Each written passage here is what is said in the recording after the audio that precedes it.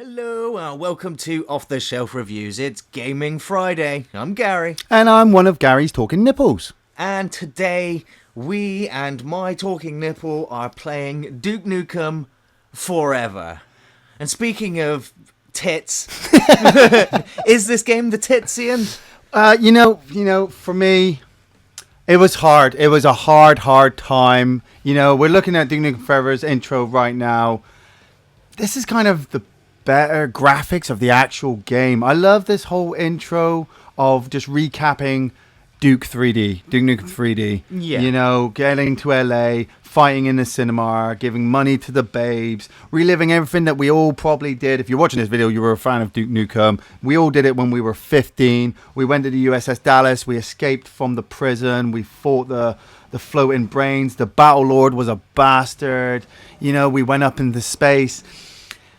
And then you get to this game, and if you've played this, you know the problems that this game went through, Absolutely. I mean, this is the sequel to 3D Realms Duke Nukem 3D, which came out in 1996. Oh, 96, damn. 1996, that's quite a long time ago. Yeah. And so this game went through quite a lot of a very troubled production. Where they started working on this almost immediately after Duke Nukem 3D, so much so that they made expansions and additional levels and how many other Duke Nukem games actually came out in between 3D and Forever? Yeah, after 3D, you had Duke Nukem 64, and you had 0 Hour on the Nintendo 64, you had Time to Kill, Land of the Babes, you had Game Boy games, and you had a bunch of really mediocre try to cash-ins for, And they weren't all first-person shooters either, were they? No. Some were breaking into the 3D kind of, third person kind of aspect, where you had Duke jumping around and climbing stuff, and trying to solve puzzles. And, as a fan, you just played it. You took it, you played it, because at the time there wasn't anything else. But the trouble, I think, really started to come when they were making a first-person shooter, and then they were trying to have to go up against things like Halo. Halo came out on the Xbox, I think it was 2002, 2003. Maybe a little bit later. A little bit later, yeah. But when Halo came out, people were like, "Holy fucking shit! This is the." It did. It did help change the landscape of first-person shooters. It changed the landscape. Well, so much so that it changed. It abolished health packs. Yes. And introduced regenerating health. Yeah, and two weapons. And having a 2-weapon limit. 2 weapons. And that's one of the biggest things about this game that really pisses me off, dude. Is that you are now, limited to 2 weapons, and you also have regenerating health. So you're not looking around for the extra health pickups or the extra secrets that would, give you that extra boost going into the next combat. This is it, because after Land of the Babes, people kind of got a bit bored by that. In Land of the Babes, they kind of abolished the whole health pack things, and it was an ego boost. You had to find things that helped keep your ego up. Yes, this is where the game starts. I mean, we've already got the voice of John St. John already. Who? John St. John, the voice of Duke Nukem. I mean, he's a world-renowned star who's done game voices all over the world. He's such the coolest guy. I've actually met him. We've actually met him. Chilled with him. He signed my copy of this game, and yet his voice with Duke in this is probably the only saving grace. The development of the game is where the problem is, and this is why you start pissing. The development, as I said, started all the way back in 1997.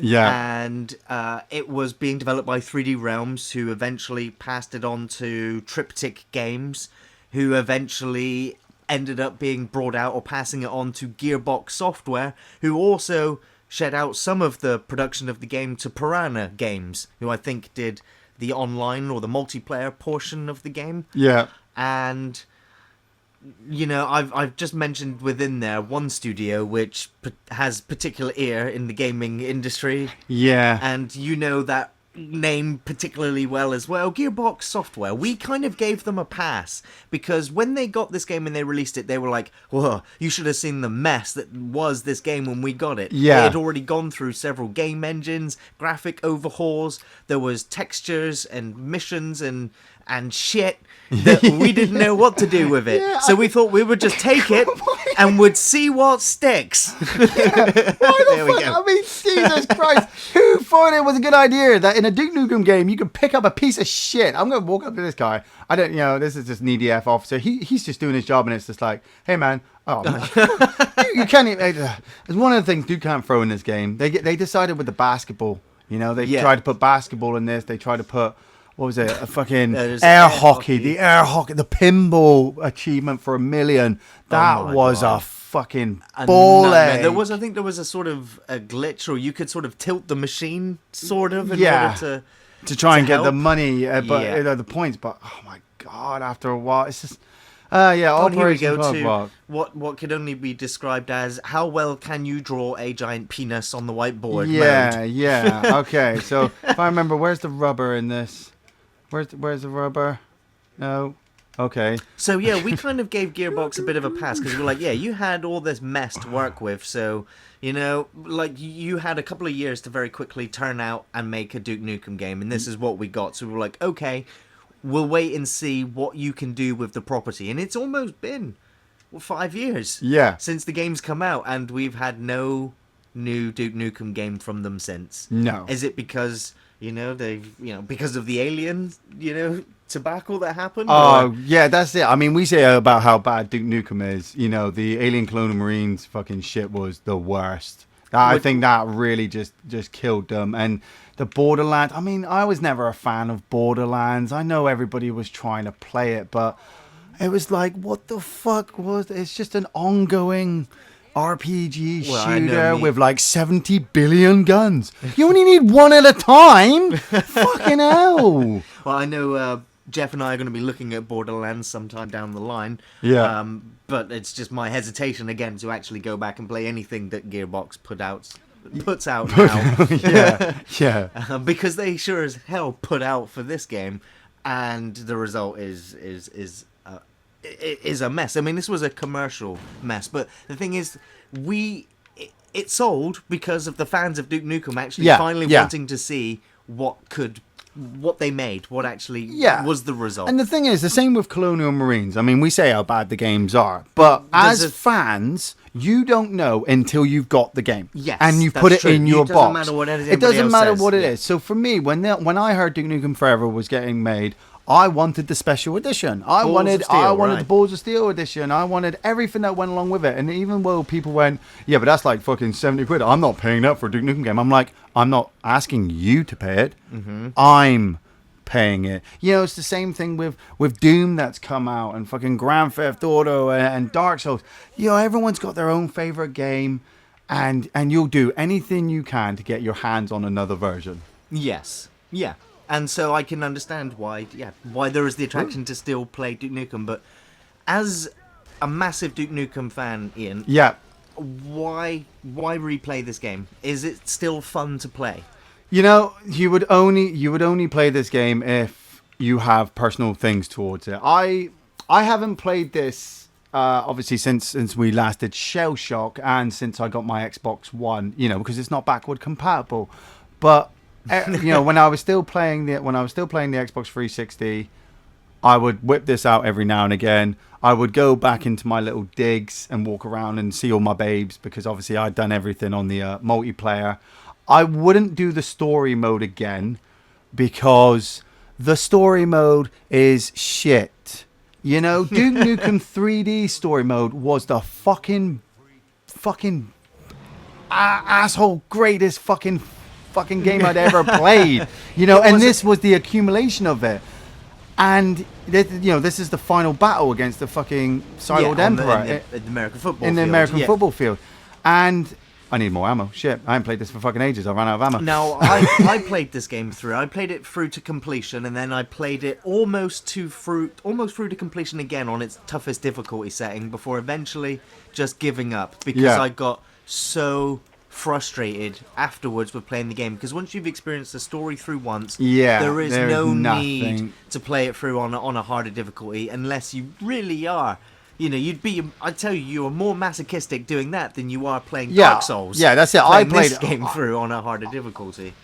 And that is because of, in my opinion, the lazy-ass programming, the really long, tedious loading screens. Yes. Because playing on those difficulties, you do die a lot, and you have to keep retrying, and the loading back and forth. And not only that, but the game loads back and forth whenever you go to certain areas over and over again.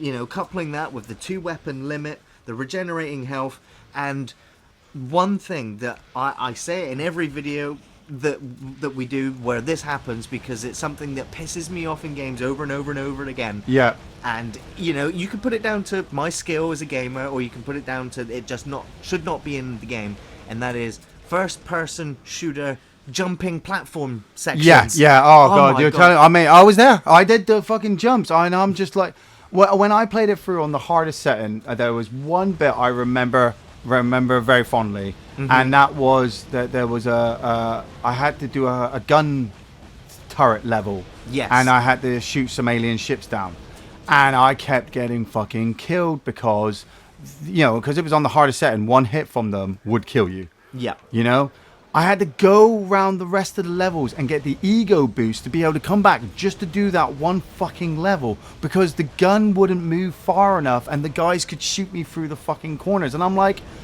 that pisses me off. Yeah, it just feels lazy and cheap. Who the fuck programmed it to say that they could shoot me through a goddamn wall? I'm fucking Duke Nukem. I shouldn't be stuck in a turret. I should be down in the streets, leaping all over the place with a jetpack, beating the fucking shit out of them. I can see what they were attempting to do. Well, because some people in the defense of this game would say that this is how it's supposed to feel. Old school. Difficult in that regard. Do you think that's just an excuse, or... It's half an excuse, half of a defense thing, but it's half true. The game, when the game came out, it certainly felt older than anything else I was playing at the time, which I did enjoy. But there was one part, I mean, I still have it saved on my phone, where there was one part where a berserker pig was running at me, and it leapt up in the air, and it froze in midair. The fucking pig froze in midair, and I actually just walked around it, looking at it, game hasn't crashed or anything, and I'm like, what the fuck? So I fucking took a picture of it, like, I'm going to save this as evidence of, when people, when I say, look, I love this game, but look at what the fuck happened. Yeah. One thing they should have given out for every Xbox 360 owner or PlayStation owner for this game, just to redeem it, was that fucking Duke Nukem pad we just saw. That Duke Nukem pad is pretty awesome. Yeah, I'd have paid 70 quid alone for that fucking just pad. For that controller. Yeah. Well, they are doing custom controllers now for the Xbox One. Woo! And they do cost like a fucking... a ridiculous amount of money, extortionate, but custom pads, whatever. There's like you said with the story mode, right? In Duke Nukem 3D, you did not kill. There was not much of a story, per se, other than aliens invaded. Yeah, well, it carried on from the second game. In the first game, Duke Nukem had saved the world from Dr. Proton, I think it was, and then he got kidnapped by aliens, and then he had to escape from the alien ship, and then when he was coming home, the aliens have already invaded Earth and kidnapped all the women. Yeah. And all the men are pretty much dead. So that was how you felt. You were like, I'm the last man alive. I'm going to fucking save all the women in the world. If you killed any women in Duke Nukem 3D, more aliens would turn up. That was your punishment for killing women. Yes. In this game, later on in the game, these two women and many other women will get impregnated by aliens. And so you have to kill them to get past. Yeah, I do remember there is sort of, you go into the alien hive. The alien hive, this is when we have boobies all over the walls that you can slap and tickle. Yeah, and it looks all fun, but killing the women I always felt was really unjustified. Well, it's the fact that tonally, it just doesn't make sense, because Duke Nukem is sort of very cheesy and very light-hearted. In a way, and then when, in its presentation, but then when you find these girls later and they are being, suggestedly being raped and impregnated, moaning as they're in these sort of, cocoons or stasis things or whatever in this alien hive, and it's very messy and horrible. Yeah, look at me. And it's just like, and then they explode and the aliens come out, and oh my god, no wonder the jumping sections are so retarded because of the way Duke jumps. Peekaboo! Peekaboo! Oh, dude. I'm having so much fun just playing Duke Nukem now. Sorry. You carry on, Gary. I'm gonna have myself a shower. I mean, this was so cool. The fact I was playing Duke Nukem 3D I could have a shower. Well, that's the thing, is that throughout all of the levels in the game, they've sort of said that what you do with Duke is you have fun by fucking around with the environment where everything is interactable-ish. So, doors, light switches, urinals, taps. Oh, I gotta take a note. And you mentioned it earlier, the ego system. Yeah. So why don't you explain how the ego system The ego works? system is basically your Halo shield. If the aliens damage you, your ego will go down because you're taking too much hit. Once it goes to red, you will. Once it's in red, if you take another hit, you will die. It will regenerate over time, so you have to run and hide somewhere. And on top of that, if you do certain things in the game, like take a piss or chat with women, or I think there's a bit later on where you get to punch Christian Bale, your ego will boost up. Now, that's all fun and dandy, but you're fucking Duke Nukem. Your ego is already skyrocketed out the fucking window. Exactly. You're a badass. How do you build upon that? Yeah, you saved the human race, or you've saved all the babes, and then just pumping one weight, and then it's like, ego boost. Yeah, it's just like, okay. I haven't done this in 20 years, so I need to boost myself up. I mean, this was pretty fucking stupid. It's like an alien ship has come down, but the rest of the world doesn't think they're evil. You're Duke Nukem. They're fucking evil. The game's Duke Nukem Forever. You're just going to end up killing everything anyway. So why aren't we just blasting it right now? I don't know. We've seen Independence Day. We should be trying to communicate with them. Oh, yes, the old snooker ball. I don't even need... I'm so good. I don't even need a cue. This game has, as you said earlier, the mini games where you get to play pool, pinball, and air hockey. And they are broken as hell. They are really poor imitation games. Yeah. And in as I said, where the game is designed for you to fuck around and interact and play with stuff, why would you want to when it feels half-heartedly done and broken? And you cannot derive any fun from doing it. And if you do, it's like, god damn it, you should just go to an arcade and just get onto an actual ice hockey Do you know what I think it was? I got a big Half-Life feel from this. I got a big... Hey, look what you could do in Half-Life fucking around. With the physics in the world. In the physics of the world. We'll just put that in Duke Nukem. And I'm like, so you're just stealing ideas from other stuff now. I mean, yeah, it is cool. You get to see like what Duke has done since I mean, that's what I'm talking about. Why is my ego so low? Yeah. I've conquered Everest. I've got money coming out my ass. I've fucking won Slammy awards. I caught this shark just by looking at it. I knocked out every single person in the UFC and I conquered space. But my ego, oh no, I haven't got an ego, Duke. It's just fucking tiny. It's just, But like I said, as a fan of the game, when I first was playing it, I was just like, no, fuck it. I'm looking past it. Everybody said the same thing for me. Oh, Duke Nukem Forever's fucking shit. It's what made me laugh is at the time it was like they had never seen a shit game before.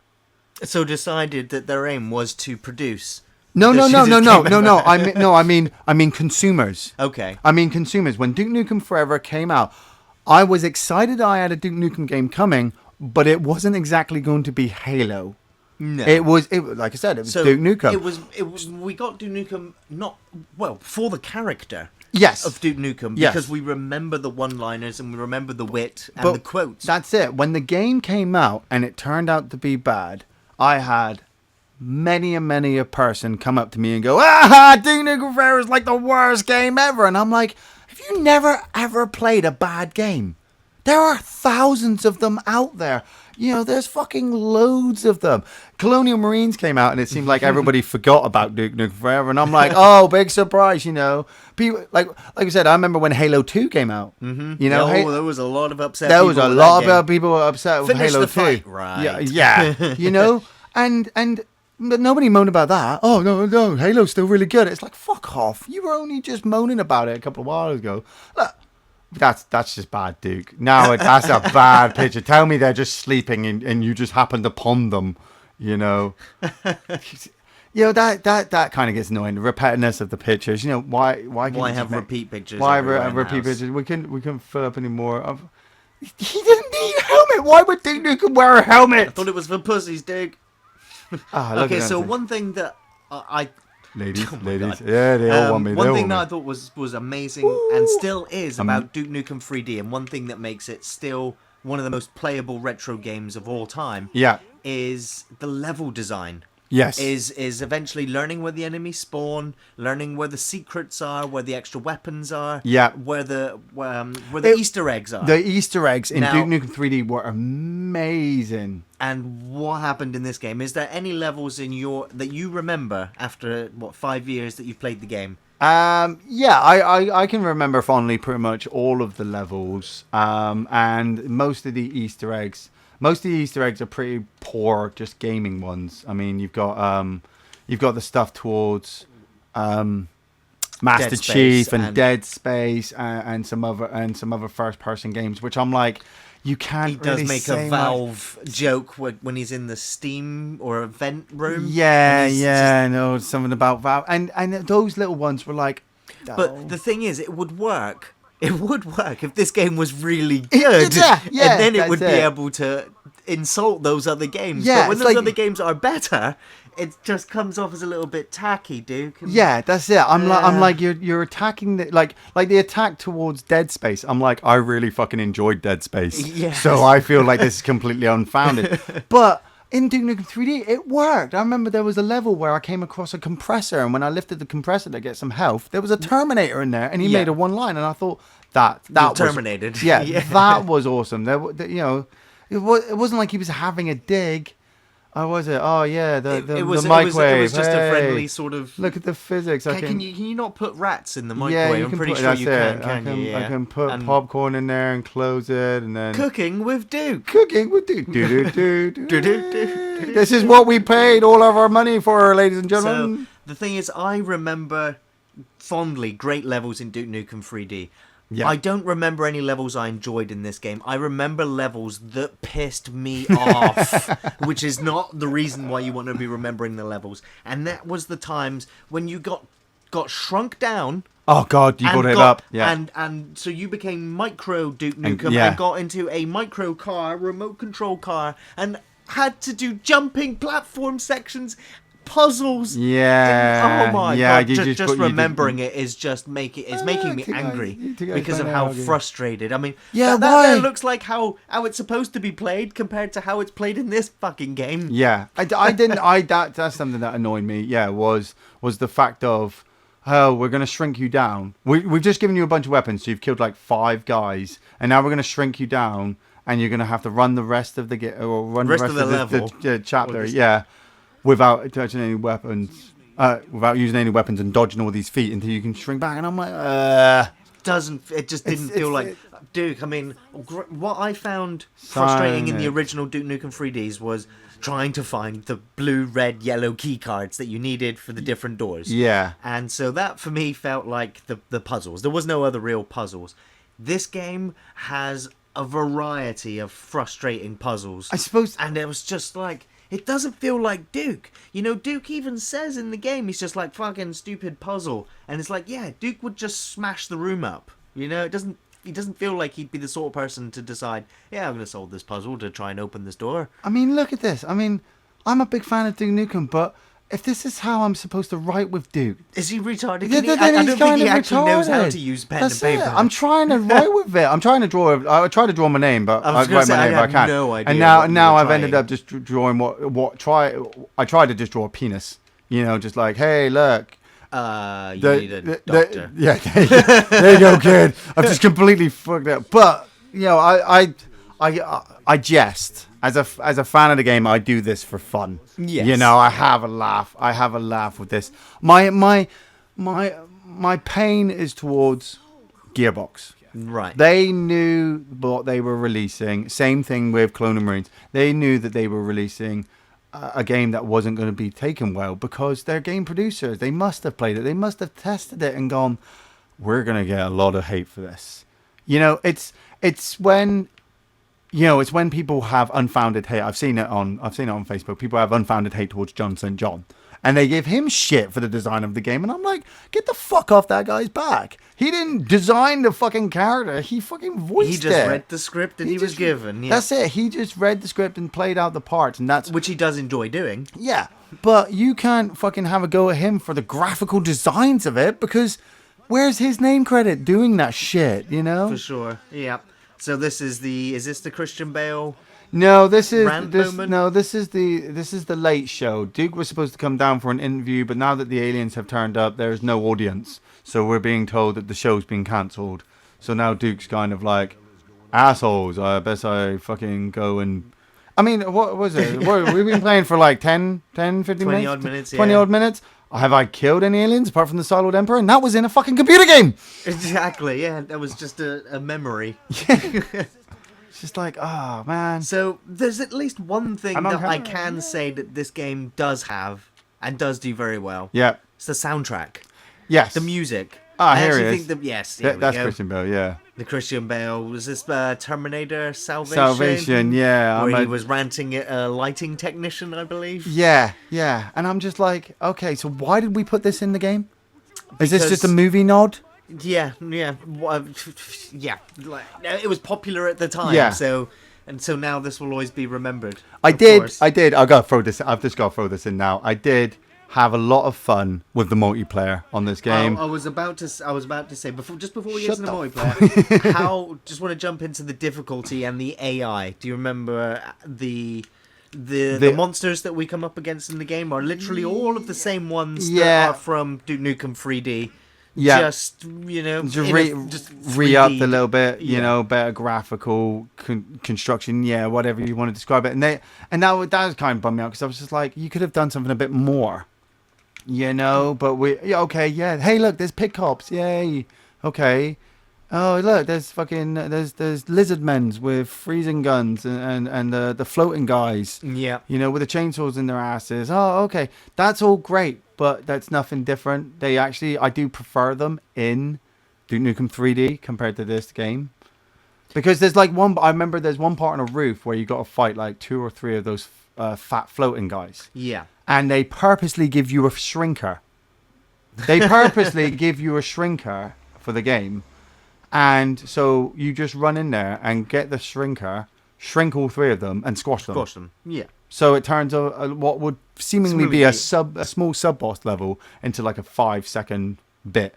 And that's to say this game does follow that sort of standard formula of old school gaming as well, where once you've done a series of levels, there is an end boss, or just a boss fight. Yeah. And then another series of levels, then a boss fight, all the way up until the very end boss fight. Yeah, very end boss fight, kind of generic in that way, but also kind of refreshing as well, if that's what you're after. Yeah. So the multiplayer aspect of the game, because after I'd finished the game, I played the multiplayer maybe twice, and then never played the game again. The multiplayer killed it. I was like, there is nothing here for me. Playing Capture the Babe. I know. Oh God, I love Capture the Babe. It was kind of fun slapping her ass as you ran her back to your base as she put her hand in your face. But, he completely blinded you. You need your team to as soon as some asshole picked up the rocket launcher, that was it. Game over. Whoever's got the rocket launcher wins. Done. Yeah. Well, yeah. So you played the multiplayer to the point in where I think you unlocked everything in the crib. I unlocked everything in the crib. I didn't unlock everything that your character could have because you had to pull off some really stupid challenges, like kill 5 people in the capture the flag circle while being drunk on beer.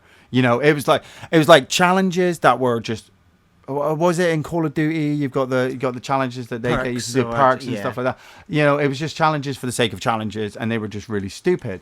But being an old school Duke player, I love the multiplayer so much. I think I finished the last time I checked. I was like 100 in world, but I did manage to get myself down to like 48. in the world. Was I wrong? Did you actually play the developers of the multiplayer for Duke Nukem? I did play the developers at one point when they were having their little discussion online. They were doing an online thing, so I managed to get out and play against them. I think I kicked their fucking asses because they weren't very good at it. But like many standard Duke, multiplayer games, you just had to know the maps. Yes. You had to know where the weapons were. Yes. And you just had to know how to unlock all the cool stuff. The only way you managed to get number one in the world was through experience. And you gained experience from damage dealt. And I actually spoke to the guy who was number one in the leaderboards at one point, and he showed me how I could glitch it to get myself to number one. And I didn't want to do that because it would take fucking ages. I did want to. Yeah, to have that top spot would be illegitimate. Look, the old days. Yeah, the good old days of Duke 3D. Duke, well, you're that's wrong, going Proton. to be it from us here on Off the Shelf Reviews this Gaming Friday. We'll be back next Friday with another video game, of course. Film reviews on Thursdays. You can find us on Facebook, on Twitter, and on Patreon. Hey, kid, get the fuck out of my chair, you little bastard. Come on, get the fuck out. See you next time. Thanks for watching.